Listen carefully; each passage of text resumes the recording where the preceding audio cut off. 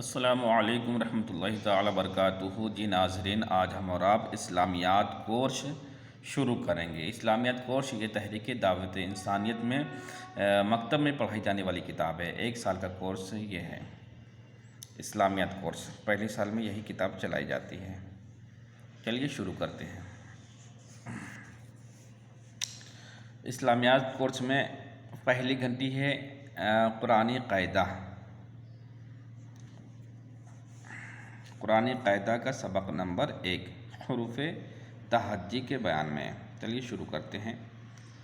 الف با تا سا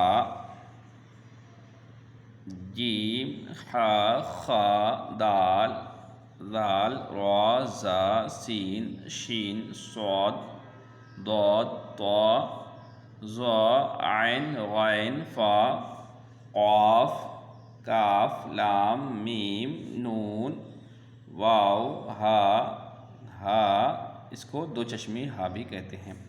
لام الف حمزہ یا۔ آج کا سبق نمبر 1 کمپلیٹ ہوا۔